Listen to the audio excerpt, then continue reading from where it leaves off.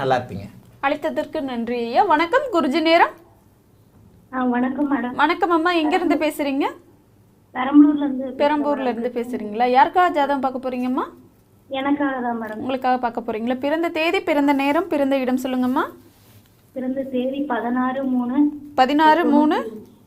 91 madam. 1991. பிறந்த நேரம் நேரம் 8:28 PM மேடம். 8:28 PM. பிறந்த இடம்மா? பெரம்பலூர். ராசி நட்சத்திரம் லக்னம் சொல்லுங்கம்மா. ராசி மீன ராசி. துலாம் லக்னம். உத்திரட்டாதி நட்சத்திரம். என்ன கேள்வி கேட்கணும்மா? அதான் மேடம். சார் வணக்கம் சார். வாழ்த்துக்கள்மா, நல்லா இருப்பீங்கம்மா. தீர்க்க சுமங்கலியா, தீர்க்க ஆயுளோட அருமையா நல்லா இருப்பீங்கம்மா. வணக்கம் சார். சார் இது எனக்கு 2வது மேரேஜ் சார். சரி. இதோட 2வது முறையா பிரிஞ்சிருக்கோம். சரி. கணவர் வந்து கொஞ்சம் வேலையை விட்டுட்டு வர சொல்றாருங்க சார். இப்படியே தான் சொல்லிக்கிட்டு இருக்காரு. கொஞ்சம் முன்னுக்கு பின்ன முன்னாவே இருக்காரு. நம்மளா போலாமா இல்ல அவங்களா வருவாங்களா சார்? 8ல் செவ்வாய், லக்னத்திற்கு 8ல் செவ்வாய். ஏற்கனவே இது 2வது மேரேஜ்லேயும் உங்களுக்கு திருப்தி இல்லையா? நான் வாழணும்னு நினைக்கிறேன் சார். ஆனா அவங்க வந்து வேலையை விட்டு போகணும் அப்படின்னாங்க. வேலையை விட்டு ஒரு 6 மாசம் அவங்க கூட இருந்து பார்த்தேன். அப்பவும் ரொம்ப பிரச்சனையா தான் பண்றாங்க. அம்மா நான் ஒரு சகோதரனை போல சொல்றேன், தயவு செய்து எந்த காரணத்தை கொண்டு வேலையை விட்டுறாதீங்க. துலா லக்னம் 6ஆம் அதிபதி பரிவர்த்தனை. ஒருவேளை துலா லக்னம் தானா? 8:28 PM தான் பிறந்திருப்பீங்களா? 8:28. ஒருவேளை கன்னியா லக்னமாக இருந்தால் புதன் நீச்ச பங்கம். கன்னியா லக்னமாக இருந்தால் 8ல் சுக்கிரன், 7ஆம் இடம். கன்னியா லக்னமாக இருந்தால் 7ஆம் இடத்தை சனி பார்ப்பார். வேலையை மட்டும் விட்டுறாதீங்கம்மா. இந்த கேது தசை கண்டிப்பாக குருவோடு சேர்ந்துருக்கனால ஓரளவுக்கு நல்ல பலன்களை கண்டிப்பாக செய்யுமா. என்ன வேலையில் இருக்கிறீங்கம்மா? டீச்சிங் சம்மந்தப்பட்ட, பேங்கிங் சம்மந்தப்பட்ட வேலையில் இருக்கிறீங்களா? ஆமாம் சார். டீச்சர்னா துலா லக்னம் தான். டீச்சர் தான். டீச்சிங் சம்மந்தப்பட்ட வேலை தான். துலா லக்னத்துக்கு 10ல் குரு இருந்தால் டீச்சிங் தான். கவர்மெண்ட் வேலையெல்லாம் கிடைக்கும். தயவுசெய்து எந்த காரணத்தை கொண்டு வேலையை விட்டுறாதீங்க. வேலை தான் உங்களுக்கு பாதுகாப்பு.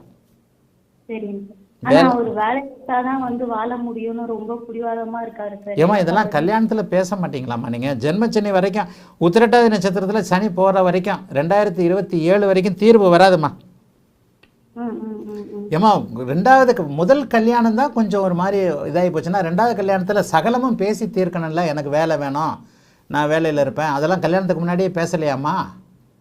பேசணும் சார். கொஞ்சம் ஃபர்ஸ்ட் ஒரு 6 மாசம் அமைதியா இருந்தாங்க சார். அதுக்கப்புறம் கொஞ்சம் ரொம்ப இது பண்ணாங்க.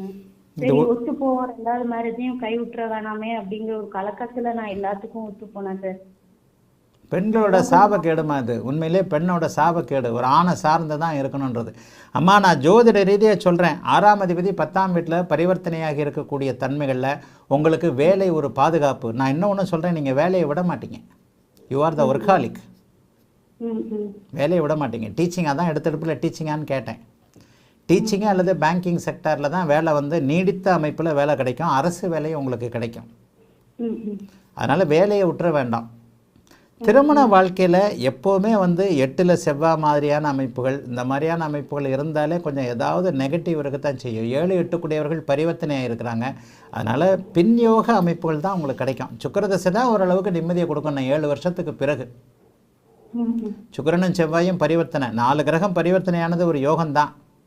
ஆனால் உங்களுக்கு இந்த அமாவாசை அமைப்பில் பிறந்திருக்கிறீங்க. இந்த அமைப்பில் 7, 8 கூடியவர்கள் பரிவர்த்தனையாகி 8ல் செவ்வாய் இருக்கின்ற காரணத்தினால சுக்கிர தசையில் தான் உங்களுக்கு நிம்மதி. சரிங்களா? வேலையை தயவுசெய்து விட்டுறாதீங்கம்மா. எந்த காரணத்தை கொண்டு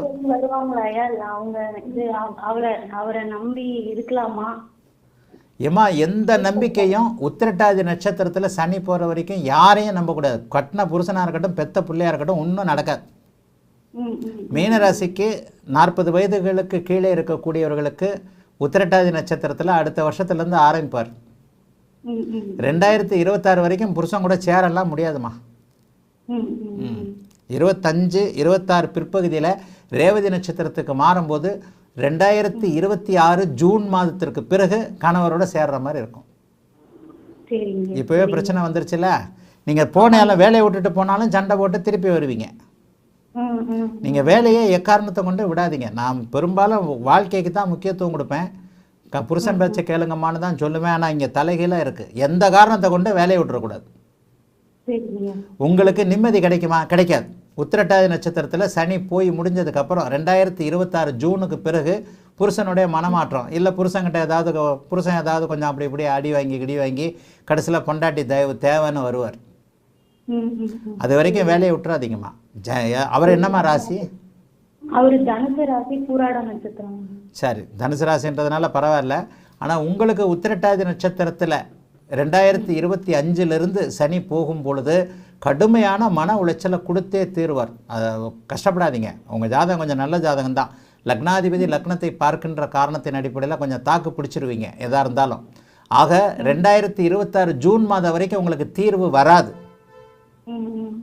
ஆனாலும் உங்களால் சமாளிக்க முடியும். இந்த வாழ்க்கையை உங்களால் தக்க வச்சுக்க முடியும். வேலையை மட்டும் விட்டுறாதீங்க. சரியா? வாழ்த்துக்கள்மா. எப்படி இருக்கும்? யாராவது துணை இருக்குமா? எப்படி என்னங்கம்மா? ஃபியூச்சர் எப்படி இருக்கும்? நல்லாவே இருக்குமா. அடுத்து சுக்கிர தசை வரப்போதுமா. சுக்கிரன், சூரியன், சந்திரன் இந்த 3 திசைகளும் உங்களுக்கு யோக திசைகள். சுக்கிர திசை எப்படி யோக திசை அப்படின்னு சொல்லி பார்த்தா, பரிவர்த்தனையான சுக்கிரன் வந்து லக்னத்தை பார்க்கிறது யோக அமைப்பு. லக்னத்தை லக்னாதிபதி பார்த்தாலே அந்தஸ்து, கௌரவம் போன்ற அமைப்புகளோடு ஒரு வாழ்க்கை நல்லபடியாக இருக்கும்.